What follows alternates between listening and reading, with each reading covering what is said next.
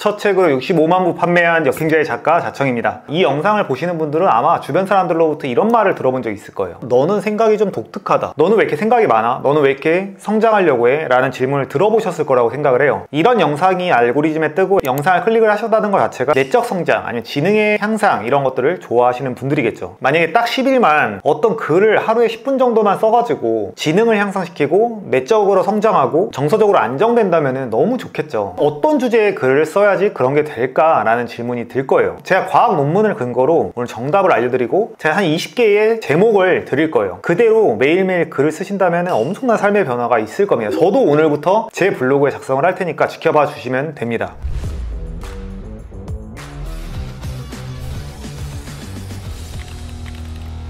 일단 뇌가 확장되고 똑똑해지기 위해서는 어떤 글쓰기가 필수라는 말을 이제 굉장히 많이 들어오셨을 거라고 생각을 해요. 일단 화면을 보겠습니다. 챗GPT 시대니까 이제 챗GPT에게 한번 물어보는 거예요. 내적 성장을 시켜주고 지능을 향상시키는 글쓰기 주제는 뭐야? 과학 논문을 근거로 알려줘. 20개 정도 주제를 알려줘. 이제 여기에 이제 어떤 질문들이 나오고 있어요. 나의 가치관, 인생의 중요한 교훈, 철학적인 질문들이죠. 제가 항상 이야기하는 게 내면적인 성찰에 대해서 글을 쓸 때 뇌의 확장이 일어나게 됩니다. 제가 항상 주장은 했는데 그거에 대해서 이제 과학적인 근거들을 가져올 수는 없었는데 챗GPT를 통해서 어떤 근거들을 가져와 봤어요. 그래서 일단 구체적인 제목을 받기 전에 과학적 근거가 있냐라고 물어봤어요. 그래서 이제 아래에 보면은 2003년의 논문, 2009년의 논문, 굉장히 많은 논문들을 가지고 예를 들어서 이제 감사일기가 어떤 뇌과학적 의미가 있는지, 그리고 어떻게 인지적 유연성을 강화하는지, 결국에 뇌를 관리하고 지능을 향상시키기 위해서는 이런 주제들의 글을 써야 된다라는 거죠. 그래서 제가 20개 글쓰기 제목을 달라고 했어요. 여기서 제시하는 어떤 주제들이 분명히 뇌과학적으로 의미가 있을 거라고 생각을 했어요. 근데 이제 제목들이 너무 별로죠. 내 가치관의 탐구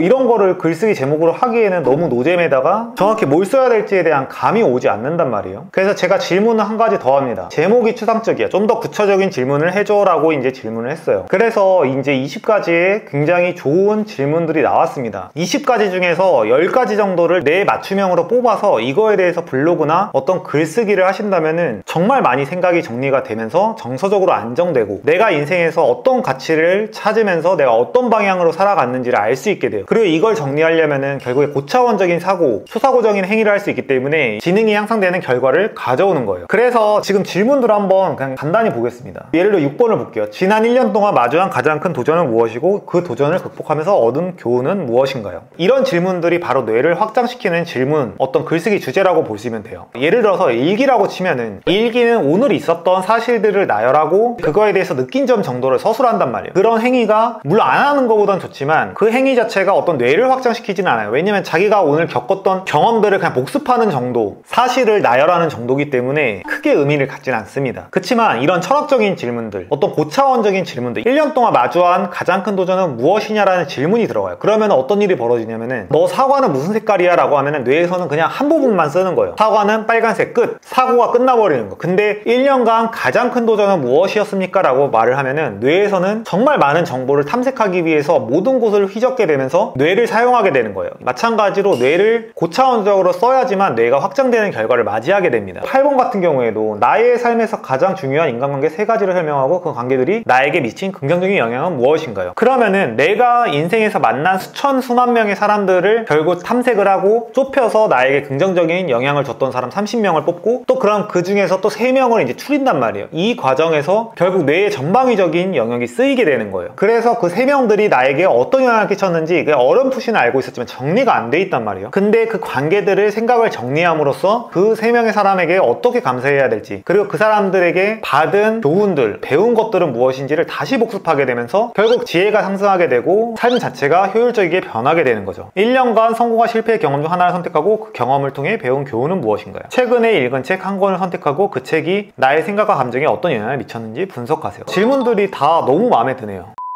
그래서 이 20개의 주제를 제가 블로그에 정리를 해둘 거예요. 아마 댓글을 보시면은 글쓰기 챌린지라는 게 있어요. 오픈 채팅방 1000명이 넘게 글쓰기 훈련을 하는 그런 방이 있습니다. 그럼 거기 들어가셔가지고 딱 10일만 써보신다면은 정말 생각이 많이 정리되고 정서적으로도 되게 안정되고 아 내가 되게 행복한 사람이야 라는 것도 깨달을 수가 있고 너 좀 달라졌다 라는 말을 들을 정도로 굉장히 환상적인 경험을 하실 수 있을 거라고 생각을 합니다. 그래서 오늘 영상에서는 어떤 주제의 글을 써야지 뇌가 확장이 되는지, 그리고 그 근거가 무엇인지 챗GPT를 어떻게 활용하는지 뭐 이런 것들을 보여드렸어요. 그래서 글쓰기를 하실 때는 그냥 아무 주제나 하기보다는 이런 고차원적인 질문들 이런 것들을 써보시다 보면 결국 논리력이 향상이 되고 통찰력도 좋아지고 전방위적인 뇌의 영역이 좋아지기 때문에 꼭 해보셨으면 좋을 것 같습니다. 꼭 댓글을 봐주시고, 오늘은 베스트셀러 1등을 했던 역승자의 작가 자청이 이제 이야기하는 내면을 성장시키고 뇌를 확장하는 글쓰기 방식에 대해서 이야기해봤습니다. 오늘 영상 봐주셔서 감사합니다. 자청이었습니다.